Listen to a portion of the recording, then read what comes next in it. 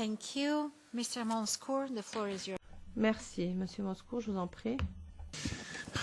Merci, Madame la Présidente. Je veux, comme l'a fait tout à l'heure mon prédécesseur, saluer l'excellent travail de notre collègue Younous Omarjee. Je pense que le déplacement effectué par une délégation au mois de décembre, je crois, 2015, délégation de la commission pêche, délégation à laquelle il faisait partie, a pu mettre en évidence la nécessité effectivement d'offrir un meilleur avenir à la filière pêche dans les RUP. L'enjeu, au fait, est double. Lever des obstacles dans ces territoires pour permettre à la filière pêche d'exploiter pleinement son potentiel et surtout d'optimiser les moyens mis à notre disposition par le budget communautaire en soutien à cette filière. Dans ce sens, le texte de notre rapporteur constitue une excellente base de travail.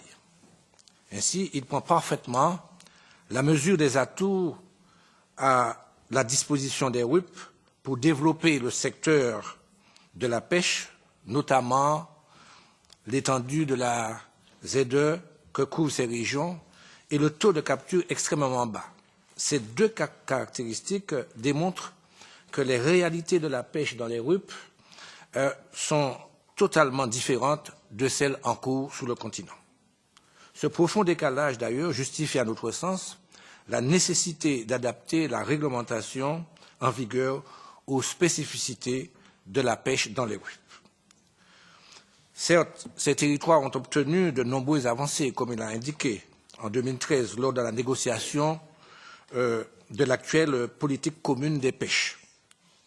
Néanmoins, force est de constater qu'aujourd'hui, malgré les nombreux atouts dont disposent les RUP et l'accompagnement communautaire, ce secteur d'activité ne donne pas pleinement sa mesure dans ces territoires.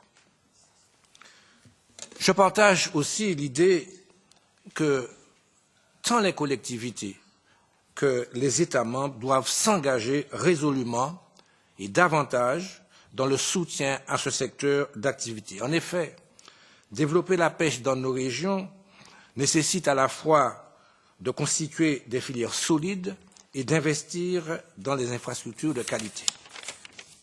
Ainsi, l'aide au renouvellement des navires, comme tu l'as indiqué, mon cher collègue, est l'une des conditions sine qua non si nous voulons réussir à faire de ce secteur d'activité un moteur de croissance et une source d'alimentation complémentaire pour ces régions.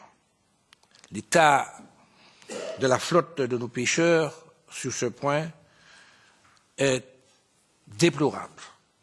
D'ailleurs, si aujourd'hui beaucoup de nos jeunes s'éloignent de cette activité, c'est parce que les conditions de sécurité ne sont pas satisfaisantes et la flotte n'est pas d'ailleurs meilleure.